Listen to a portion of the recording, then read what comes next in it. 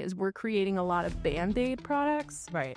and no one is handling the root cause. I've been walking this floor all day, and I'm going to tell you, some of these AI products out here are scary. Because of the lack of diversity in this space, Ooh.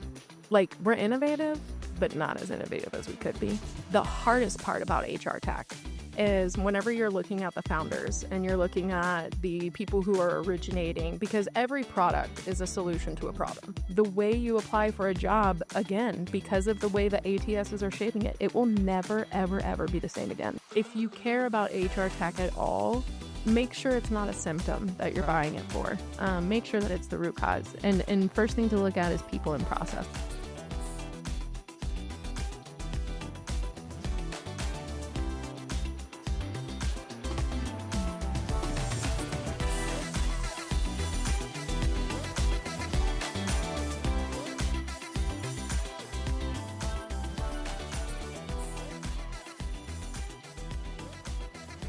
Guess where we're at today? We are at HR Tech in our living room, because remember, we live here. We live here. We just announced that. All right, let's go. So we were thinking about this topic, Ashley, and we talked about this back and forth about what we were going to talk about today. And finally we said, let's talk about HR tech. Yeah. Like, ooh, that might be a decent topic for the HR Tech conference. It'd be great. Well, interesting.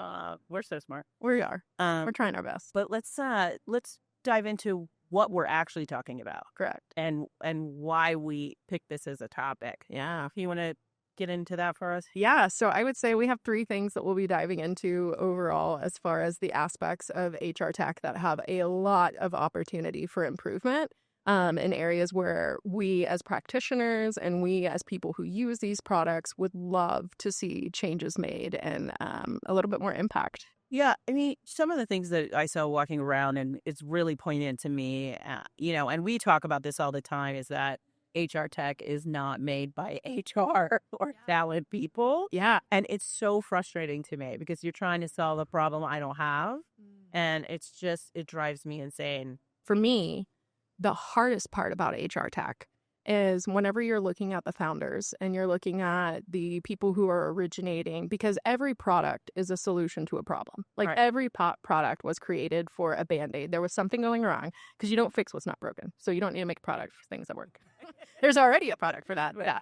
And so essentially what has happened is we have found people who are not in TA, they're not in HR, not even in the industry, but they work dotted line. They're hiring managers. They're software engineers that needed to do a peer interview. They're these people who interacted with our desk and saw something wrong that wasn't a person problem, but a product problem.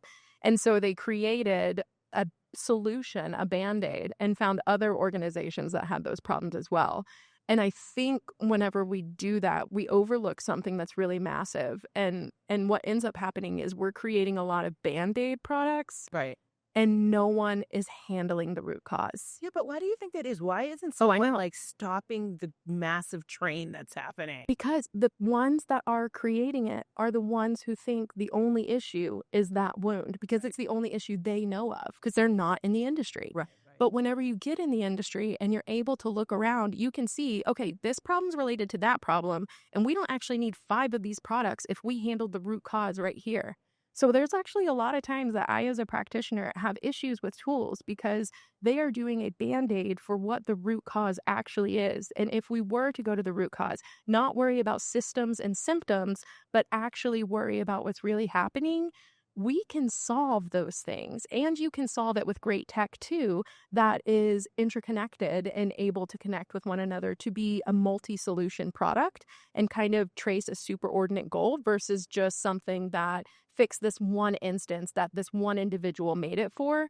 And that's what we kind of see. That's why there are so many niche products in HR tech, is because there's so many one-off solutions or one-off needs that someone was like, if they need it, someone else will need it. And other people do need it. Why? Because we have these root causes everywhere, because people are people are people. And we're always going to have the same people problems. You know, what's funny to me, I've been advisors to these type of products. So, they're getting advised by somebody. Right?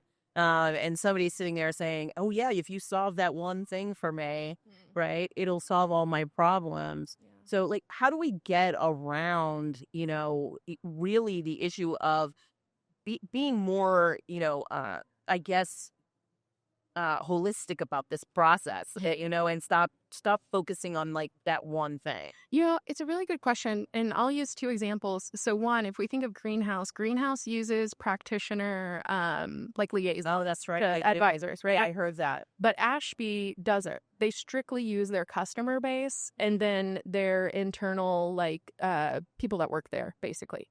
And it's actually really interesting because the group that has liaisons, in some essence, I actually am surprised in the decisions that they make, if I'm being quite candid. Really? Yeah, no. So you ask this question, which is an excellent question, and I'm going to lead us on a dead end, which I don't think I've ever done before. But the truth is sometimes I think it depends on your network. I think it depends on your advisor, because you could have an advisor who's solid to you, but they're giving you bad industry advice. So it's really in the quality of your advisors at that point. So then the product is left to the quality of your network versus just you. So it expands it a little, but not enough. And oddly enough, the parameters that Ashby's put in place actually create something to where there is this 360 cohesive check to where they're not only going to liaisons, but they're going to like 15 different data points to build out how we should do this. And it sounds weird, but again, I've found in working in all of these products, working with different teams, their products usually tend to meet the need of my mark before the other ones. And I don't know if it's because of customer base persona. I don't know what that is. But there is something to be said that, there is a path and a way to integrate HR into your product if you're wanting to hop into the industry and make a Band-Aid, make a tech, anything. But the way you do it does matter. Like I can say that for sure, but I don't know which way is the best way, I think is the second part I want to say. An interesting, to me, it's a very interesting dilemma. Yeah. Like, which way do you go and what is more effective? Yeah. I would love to dive into that data. Like, if it probably I think, not exists. well, even think about the identification. So many fake applicants. Greenhouse is coming out with Clear ID. Very interesting choice. Right. I think using biometric data. Essentially, it has been interesting to see just the changes and what people have chosen. Yeah. But this Clear thing brings up another thing. Oh, that's what I was going to say. Yeah, bad. No. So they did Clear. Yeah. Ashby did, they just rolled out like 5 different items that do checks. So it's like your IP address. I just saw this the other day on LinkedIn. They literally, the CEO just rolled it out. And so whenever you look at those rollouts, and then we look at, okay, Greenhouse has advisors, Ashby does not. And it's actually really interesting to see where they landed. Because one's very enterprise focused, right? Like Clear is very an enterprise focused attempt.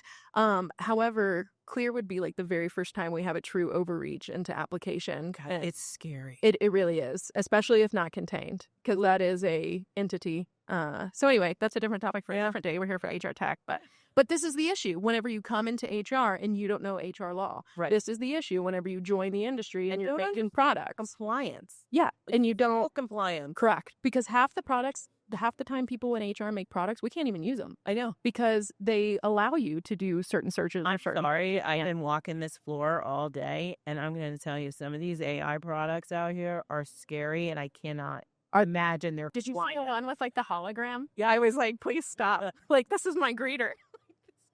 I'm not gonna. Okay, so like some things are so dope. Just they are very cool. Yeah, but if I went into the back end of them, you're gonna tell me all this stuff is compliant. I don't think. I don't know. I mean, you can make my hologram and I'll sign away my compliance. All my whatever I own, but yeah. But this brings into another thing that I think we always talk about, and me and you talk about this because it's always a focus of our show, is kind of the mitigating bias and all of these things. And HR tech is interesting to me because some have tried to do it.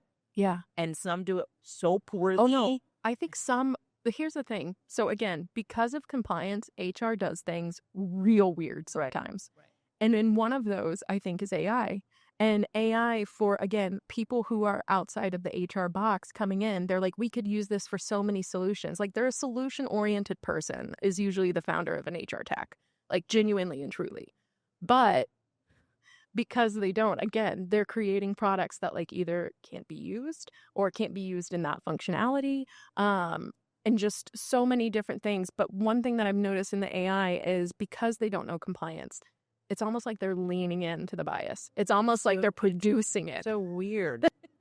Like, why? Because it happens when you don't know. Whenever you, it's like me going to be a dentist. I Right. don't know. I've had my teeth cleaned. I know what they do. Just like y'all have hired a job, you know what we do, but not the ins and outs. And I would never assume I could pop into someone's mouth and start doing some dental work. But in HR, we allow that. Like that is a thing. So again, there are ways to do it. Clearly, we're at a conference where tons of people have properly executed it. But I will say that the way that it's executed, that stuff matters. It matters because you're dealing with employment. It matters because you're dealing with citizens. Yeah. And because we're the gatekeepers of the economy. Like all that stuff matters. It does matter. Anywho. So, as we were talking about bias and all these other things, I do think the cost and the amount that people are putting into these is astonishing today. Yeah. When I look at these displays and everything, I'm like, this is big money in this room. To anyone that's actually listening to us, which I think is only 2 people, and Petito, thanks so much. Do y'all know that they have to lay their own carpet like on this floor? Yeah. Like they have to do their own little thing. Wild. Like, okay. Wild. I have like fear of heights, so I'm not going up there. I'm not too good at carpeting. It's really interesting to me how much money they put into these. To the adverts, because it's worth it. I know. Because companies will do anything for a quick fix and a Band-Aid, and HR tech is that spot. And there's nothing wrong with that, so long as we go about it the right way. And as we were talking, we've seen products that have evolved over years and have 2 different paths. And you know what I was thinking when we were talking about this before, and I was thinking about the amount of women who actually own or founded these companies. Like, listen, how many are there really? Oh, wait, you have stats. Of course you do.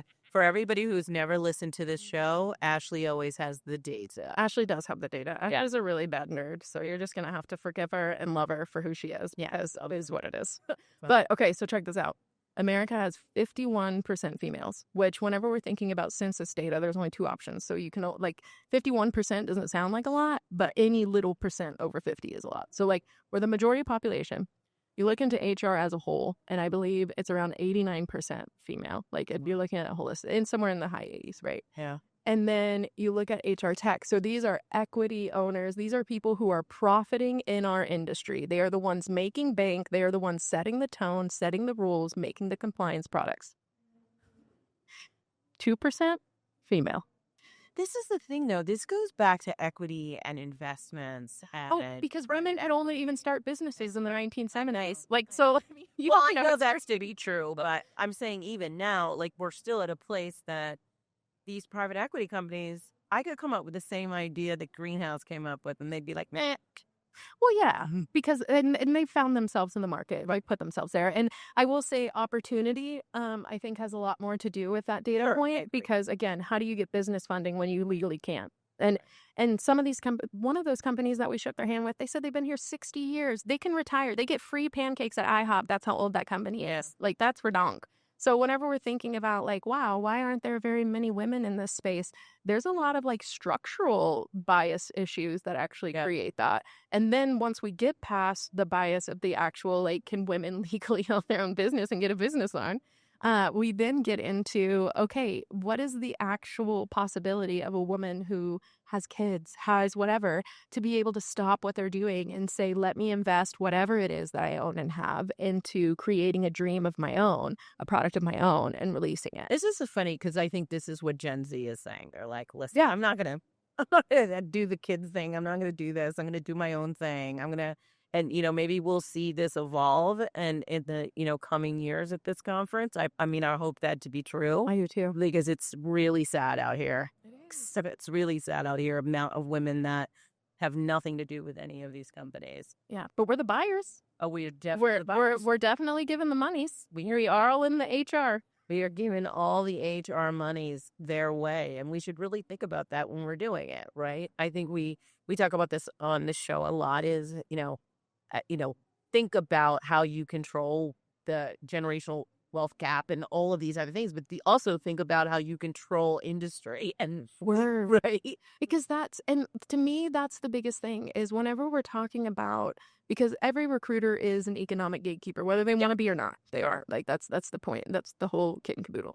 But whenever we're thinking of an industry as a whole of what gets to make money, what gets equity, what gets attention, Right. what is going, like we look around here and we were talking about it earlier, so surprised how many like employee recognition tools. I was really surprised too. And mental health, by the way. So, and here's what I see within HR tech as well is kind of this delay wave of like employee recognition was a big deal. And so was healthcare in 2020 because we had that. It was. And we had to recognize people because we were all working from home and we needed structures to be able to do that. And so now you see a wave of pretty much everything that was in the past year or two. Now those products have been created, evolved, and on the market, and they're able to be here now. So that's another thing is if someone from true HR ever went to really make their own product, holy crap. Because one, they would already know what's coming down the pipe. Like Absolutely. they would, right? Yeah. And then not only that, they would know their shit. That's why I say, people, listen, if you're a recruiter or you're in HR, go out there and build something. You know what problems are. I know. Go out there, build something, get some funding, do your thing. Because these tech solutions that we're looking at right now, I don't want to say they're all trash. No, that would be right, you can't say that here. I'm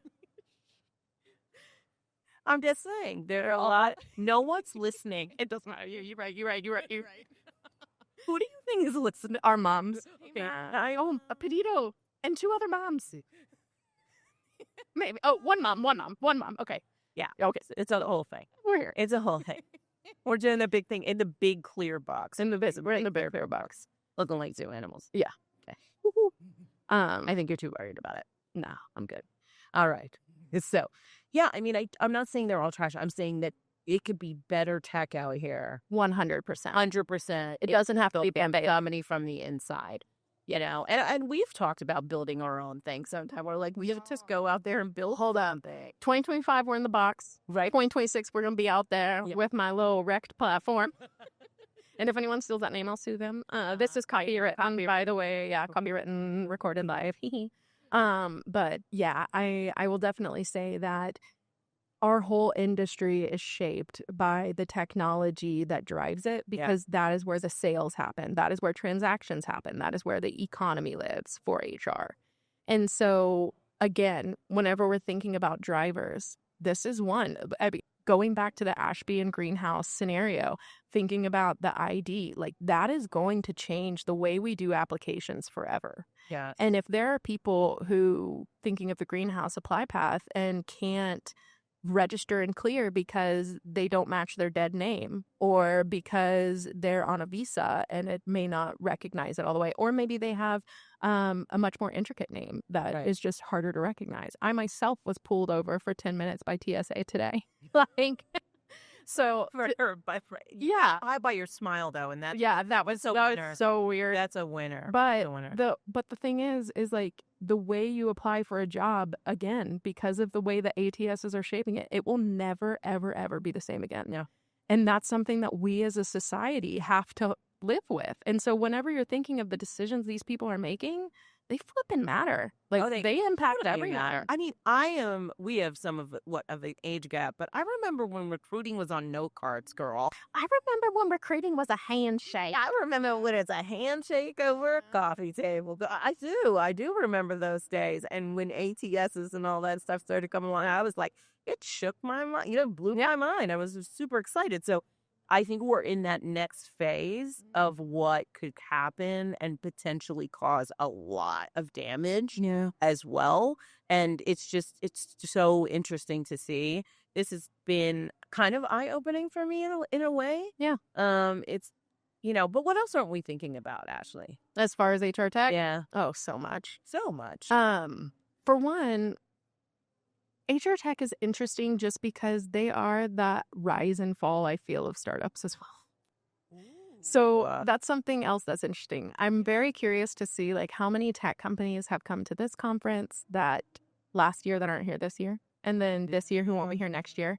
And it's because whenever you have a Band-Aid and 15 people go to make the Band-Aid, only the best Band-Aid wins. Right. So whenever you think of things like that, it's very interesting because I've gone to tech conferences all the time and I've seen some companies that I thought were the coolest things, never seen them again.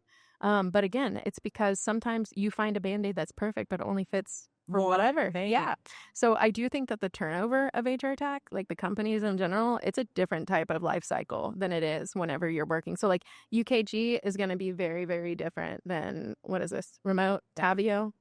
So like just name recognition. Yeah, total right off the bat. But like I remember whenever Deal came out. I remember whenever Greenhouse came out. I remember when Deal came out. But that was cool. other tools came out around them as well, and they are not here. And it's because that was the better Band-Aid. Yeah. And that's what we're seeing. These are the products of the Band-Aids, and which one's going to be the best. It's such a weird market. And for those of you as recruiters who have not worked in startups, startups are an interesting world and crazy and fast, and you're constantly working and moving at a rapid pace. And I think, to put all that work in and then have it fail, and you don't get to come back to this next year it's like, wow. But that's the dream, right? Yeah, like that's the dream. They're chasing it. So one, if they are someone who came in here and failed, like first of all, to hell with that. At least you came. Right. Like, that's true. I'm sitting here talking about 97% of the women in HR who don't get to do that. But I think the difference is once you get the opportunity, how is it harnessed? Because again, that's what we see different whenever we're looking at Ashby Greenhouse. Like, do they give reverence to the industry, or do they just say, I know what's best because I need to fix a solution? And that's where I say the make or break of these companies actually lives, is because I have worked with a ton of companies that have wanted to start their individuals who have wanted to build their own ATS, built out a product, done things, helped them as just like a dotted line liaison whenever they needed it. And then halfway through, it's just like it falls off. And a lot of the reason why is one, there was either a better Band-Aid, or two, the life cycle of the businesses is shorter. Great. Okay, talk to me more about HR tech, because we're talking about all the fall and rise of the organizations.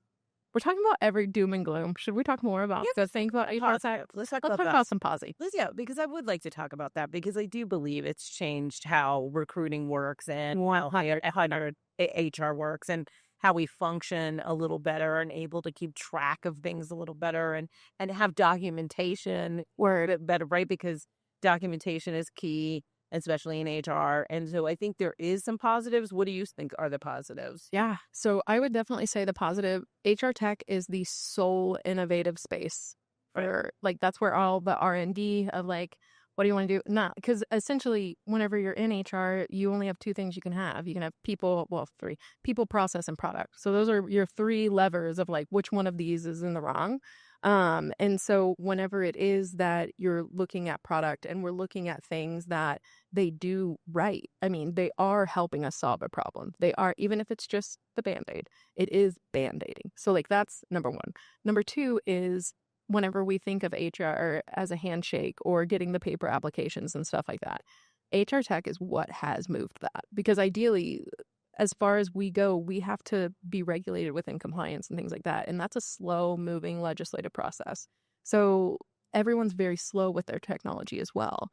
But I will say that HR tech is an industry, again, those people leaning into the biases because they don't know any better. Sometimes people are like at a 10-10, like running as fast as they can. And in that, I think that some of the good things that occur are going to be things that, help us do those three lever pieces. Right. Yeah, absolutely. I mean, listen, as much as we can sit here and kind of badmouth the whole industry, I want to be very clear that this industry should exist for definitely. I just want to see more responsibility to the people they serve, if that sounds a little like a little lofty, but no, you know what I mean. I agree completely. I think that I think the difference even between the HR tech companies that last and don't is reverence. It's reverence for the space. Right. Do you give respect to it? Do you understand the compliance? Are you taking time to just understand it? I think that that's the difference. And I genuinely, again, I think whenever that's an intrinsic valuation of the organization and the product as a whole, you see the difference on the floor. Like, you see who makes it and who doesn't. And that's something that I think is important. But I think the ability for the innovation space, like in general, Without it, we would be very, very stagnant. So like we have HR tech to thank for a lot of things, but because we want to thank it, because we love it in the space that it's in, we want it to be better. Because this is obviously a show for recruiters, I want to talk about, the responsibility of recruiters to be kind of front of line in understanding tech and new tech. And we're in the world of AI. It's a whole other show, folks. We're not gonna do that one. But I do think there's a responsibility recruiters have as a subject matter expert or whatever, and when they sit in these organizations, to be kind of knowledgeable of what is happening in the world of tech, what is compliant, what is, and I can tell you, I bet maybe 25% of recruiters even know what's compliant in their technology. They're like, oh, we're getting a new ATS. We're going to put it in. And, they get super excited, and they don't think about all the other ramifications of putting that product into their organization. Oh, 100%. So to be honest, remember the 3 levers: people, process, product. To me, product comes last. Yeah. If your people aren't knowledgeable about the compliance and the job piece and everything like that, forget teaching them the process, forget buying them a new product. That foundation of people is your problem. If your people are good, then if something's faulty, then that could be your process, and that's your next step to look at. And then if both of those are good and we have a great process, great things, but we still have gaps, now we get a product to fix it. And so those are kind of my 3 checklist piece. But I will say that the people piece is really, again, whenever I'm talking about root cause all this time, that's what I'm talking about. I'm talking about the fact that we start and stop at the product. We don't ever really get into the process and get root cause analysis, and we don't get into the people and get into their performance and root cause analysis. And that's this is what I think is some of the failure of TA leadership too, right? We're just not training and doing development in a correct order. We're not doing it at all most of the time, much less correctly. Yeah. Right. I pray that TA enablement becomes, like, even if it's our company, like, out there, because that's what I do. I work for a Fortune 200 company. I see over 150 recruiters' performance, and I manage performance outcomes for all of them. And the enablement of how you train a recruiter, because there is no recruiter university except for this company called Talent Ed. Ooh. Recruiter University. Yeah, that's interesting. Someone should look into Talent Ed, Recruiter University. But no. So what I will say is, because of that, a lot of times all these products and all this expensive stuff, half of it was created because they couldn't get their people stuff in order. Right. Like, that's just, you could have saved billions. This is my thing. Like, it's just solved the people problem. It's people, process. Yeah. More tech. But there's nothing wrong with more tech. I want to go back and just reiterate that I think tech is beautiful. Yeah. I use a ton of it. But I do think that as TA leaders, we need to do better at absolutely the people part. Oh, we are missing the boat. Agreed. If anyone takes anything from this very long, random, live, and intricate podcast, I hope it's that if you care about HR tech at all, make sure it's not a symptom that you're buying it for. Make sure that it's the root cause. And first thing to look at is people and process. Stop looking at products first. I know that sounds really crummy at an HR tech conference. Well, no, I think you could still buy the products. Oh, absolutely. Right. Buy it all the time. Right. But as an HR professional, do your job first, Right, but do your job in the beginning and focus on your people. Yeah. It's this is like one of my hot buttons. I know. I cannot get off of this without saying, it makes me very angry when we don't focus on the people part. Yeah. Because then none of the rest matters. Yeah. We can talk about candidate experience. We can talk about all these other things. We can talk about. But if they're asking me illegal questions, right, that's a bare minimum. I need them to do the bare minimum. I have heard some crazy stuff lately. So and in my career, but that's because someone didn't even know any better, because we haven't taught them to be any better, right? And so you can't put a product in like these AI interviewing things and say, let's run with it just because it's going to save us time for productivity purposes. If you haven't solved the people who actually have to operate the thing, much less know if it's compliant. Oh, for sure. Right. And then on top of that, AI interviews, you could be automating bias. And so you may have a recruiter that doesn't even understand that. So now you have a biased recruiter who's automating their bias. And now it's just like a triple threat of all these mistakes. And so, again, products are excellent. They're great. Yeah. First, check your people, your process. Then let's add some product. I love it. Yeah. I would definitely say that those are the important pieces. But the other thing that I would say, as we were talking about HR tech and like innovation in general, is just because of the lack of diversity in this space, like we're innovative, but not as innovative as we could be. Oh, I mean. And you know what's weird? The lack of diversity is from HR. HR is not. They're not in their own industry. Right. Do you know? It's funny. Yeah. Not funny. No, not funny. Not funny. But this is why they let, like Joey B be the speaker of whatever conference. Oh my God. They don't take us seriously. Matthew McConaughey or whomever, you know? They just do not take They don't. But if you went to a surgeon conference and they gave me, I don't know, Amy Poehler, I'd be like, what is happening? Exactly. But HR is like, yeah. So like our standards are a little, a little wrong. Well, we like to have fun, but it's like, it's a little too much.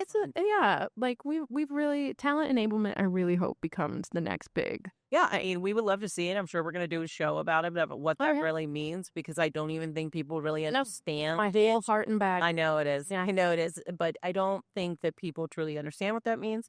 And I would love to, I thought I would see more products here on the floor. I did. And I did not this time. Like you said earlier, I would love to see more of it in the future. Yeah, absolutely. I would love, because again, that is an actual product that solves the root cause. Right. Here we go again, back to the root cause. So if we can make a root cause product, I think that would be pretty solid. If anyone's taking tips, making notes. No, but just give me my 10%. Okay. They're like, no, we're not doing that. No. But yeah, so I definitely think that the lack of diversity impacts the innovation of these tools in a weird way, because it's almost like we lack the diversity of the industry.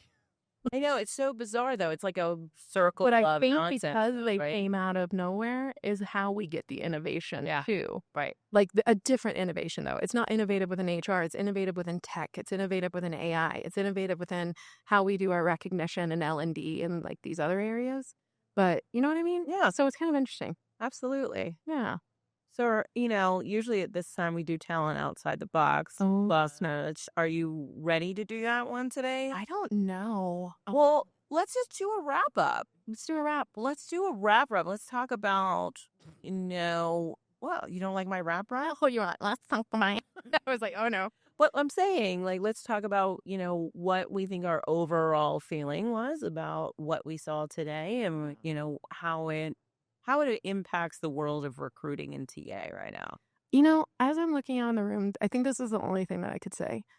If your company is investing this much in a setup and this much in to sell a product, which obviously, I mean, that's what companies do, right? Yeah. But I hope that they're investing that much in you too. Because to me, again, root cause, I can't say it enough. I cannot say it enough. So many tools do not cover the root cause. Yeah. That if your company is intrinsically taking care of you as well as they're taking care of this booth and these lights and all this schnazzy stuff, then okay, exist, please. I think for me, it's like, it may be cool and flashy, right? But please do your homework and your research and figure out what's right and what's wrong and like really dig into some of this stuff. It seems super cool. The hologram guy was super cool. I have no idea what it was. Was he interviewing us, giving us cookies? Like, no, but I think that, to do some deep research before you put these products in place is going to be key as we move into the world of AI deeper and deeper. Folks, we are the beginning of this story. Right. And it's going to get wild. And fast. And that's so fast. So fast. Yeah. Well, Ashley, this was fun. Are we already? Oh my God. Hey, we have 4 minutes. We don't need to cut it short. Yeah, let the people listen to us. Nobody cares. Have you heard this voice? Like, no, I'm just kidding. Actually, no one. No one's heard it, to be honest. But that's actually why it's hilarious, because this is a great box. No one can hear us. I think you just like to hear yourself talk. Sometimes, yeah. I think maybe I should start a podcast. Oh, you should do that. Okay. You should work on that. I'm going to, you know what? This just grew my testimony. I'm going to jot that down. Folks, I want to thank you for joining us on another great episode of the Talentless podcast. You know where to find us. Do they? Do that. Yeah, sure. If they scan my badge, they'll get my home address, so you really do know where to find us. It's a little ridiculous. HR Tech, if you could fix that, because if you could get your tech team on that, that'd be cool. All right. Yeah. Goodbye, folks. Bye. Thanks for having us.